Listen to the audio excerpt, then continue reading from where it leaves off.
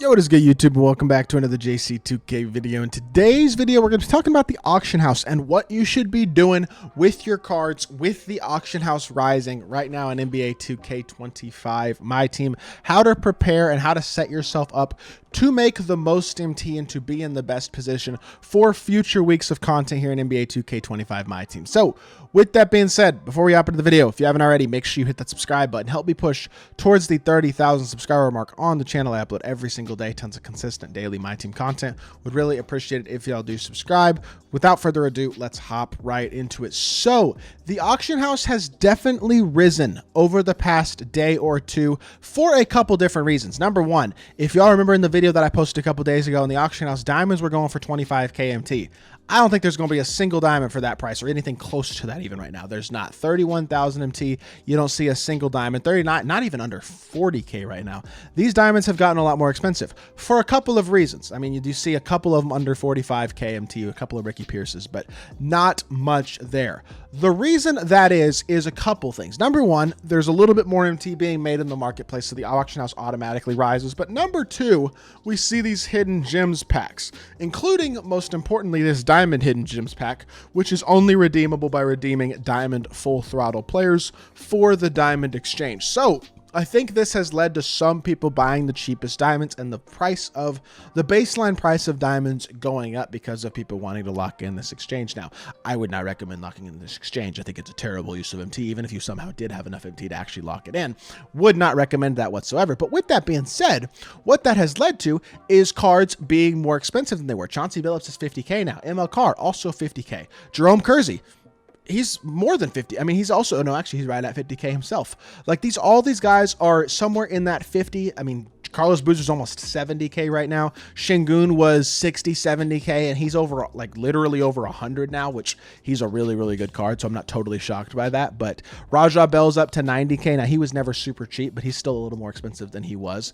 In general, the price of cards has gone up, right? So, with that being said, the question then becomes, what do you do with your cards that you have? Now, I will say this. If you have any of these three cards, like I do with Russ, I would probably still hold on to them for right now. They are, number one, all of them are game-changing cards in your lineup. They will give you a positional advantage over pretty much any other card, not even just pretty much. These three guys are the best cards in their position in the game. They are dominant in their own ways. And if you have these three cards, I don't think selling them right now would be that smart. King of the Court starts next Saturday, next weekend, and I think that is where we will see potentially a lot of these cards provide a lot of value and be really, really expensive.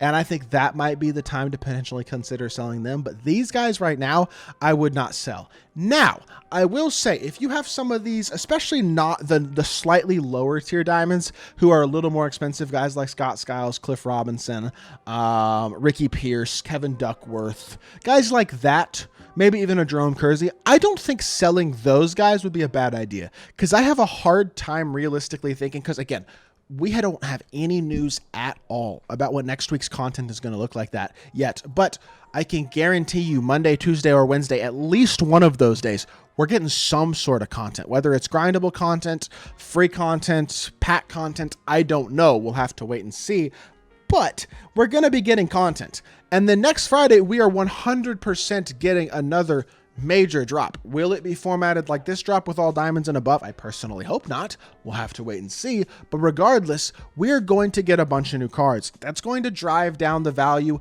of the lower tier diamonds. Guys like Pierce and Duckworth, even Skiles, Kersey, Cliff Robinson, guys like that to a certain extent. Their prices will all come down, I would assume, because they're going to be some of the worst diamonds in the game, and they're going to get replaced by newer, more desirable cards. So I think guys like that, if you have them now, would probably be a pretty solid time to look to sell them because of the ability to make a lot of MT. I think from selling them, and that they'll likely be a lot cheaper here in a week or so. Another thing to consider with the auction house right now, for whatever reason, these amethysts, especially the ones that are, I mean, I have a couple of unsellable amethysts, but these amethysts have all gone up in price as well. Giannis is 35K MT. Jason Tatum is the cheapest amethyst in the game, but he was was 7,000 MT and now he's over 10. I understand that's not a huge difference, but for a card, for cards like this, especially the more desirable amethyst, Tatum not being one of them because Tatum has a free ruby that basically everybody got. I doubt Luke is particularly expensive either because he's not that good, but the desirable ones, KD, Giannis, LeBron, to a lesser extent, Devin Booker, but kind of Devin Booker as well because of how good his release is. Steph very much falls into that category. He's over 30K, I think, right now. I have a KD, obviously, that I bought yesterday. I sniped a KD for 22,000 MT, but he's going for over 30K as well. As a whole, these cards have all gone up in price. They are unlikely, I think, to stay that high. So, yes, you may be using them in your lineup, but I also think there is a certain amount to be said for 30K for an amethyst that will likely be continually more and more outdated over the next couple weeks. Seems like a really, really nice chunk MT that you can get right now if you are not in major need of keeping these cards. I think this would be another area to consider selling. Now, what I would consider buying specifically are badges. Just a tip.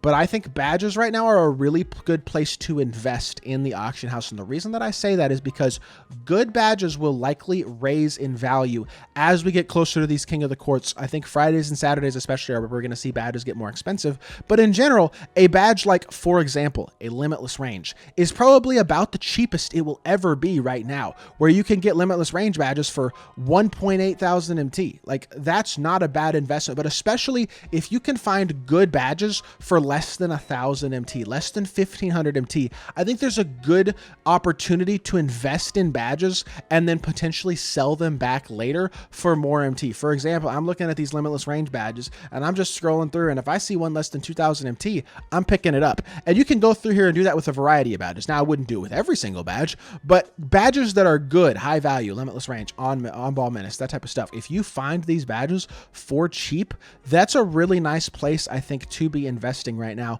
on these badges. And I think it's a really, really good market where the badges are going to continue to go up in price. So for me, I've been going through and investing in a lot of these badges, and it's something that I'm going to continue to do. For example, I just found a bunch of paint patrollers that are 1,000 MT. Like, that feels like a steal. Yes, I just spent 10,000 MT on a few different badges, but you can go through and do that with several different badges in this game. And I think there will certainly be a return on investment in a week or two on these badges if you're willing to just have the patience for it and wait on them to raise in value a little bit. Now, I know MT is tough to get, but there you go. A badge snipe right there, 650 MT for a big silver bailout.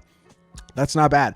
I wouldn't do it with every single badge, but there's a lot of good badges in the game, and I think you can get really nice value buying a lot of these badges for cheap right now, considering, I mean, there you go, 950 MT for a gold, I'm sorry, I can't speak. Wow. Oh my goodness. There's a bunch of bronze brick walls. I'm going to pick these up for 450 MT, 600 MT. Like, these are, what in the world? Somebody's given me free badges, basically. Sub 600 MT for all of these on these bronze brick walls. Like, all this stuff is going to be profit, and it may not be massive profit by itself, but good badges are going to go up in price. Plain and simple. It's just going to happen. And I think investing in badges now is a really, really smart idea. And it's something that I am doing, and it's something that I recommend y'all do as well, at least with good badges. And not every badge is a great badge, but I think in general, you can get a lot of value out of investing in badges. So it's something that I personally would highly recommend considering over the next couple of weeks. So with that being said, that's all I'm going to say for this auction house video. We're going to have another video probably coming on the auction house later this week. We'll likely have semi-weekly auction house videos once or twice a week, just breaking down what you should be doing with your MT right now, what areas to potentially target investing, what areas to potentially be selling cards, just going to talk about this type of stuff on a weekly basis. And I think hopefully these auction house videos will be helpful for a lot of y'all when it comes to making MT. Now, I will say this. I feel like if I make a video on something, the value will go down on certain things, or will go up. So don't overinvest and spend too much MT. Don't be out here fiending and trying to buy cards and making the value of badges go up way too much, because if you're buying badges for 3,000 or 4,000 MT, well, I think the return on investment there is certainly going to be a lot riskier and a lot less. So that's not something I personally would be recommending right now. I would just be investing in really cheap badges, and especially good cheap badges if you can find them. So something to keep in mind there. With that being said, that's going to do it for this video. Hope y'all did enjoy. If you did, make sure you hit that like button, leave a comment, and subscribe. I'll be back on more 2K content very, very soon. I appreciate y'all. Peace.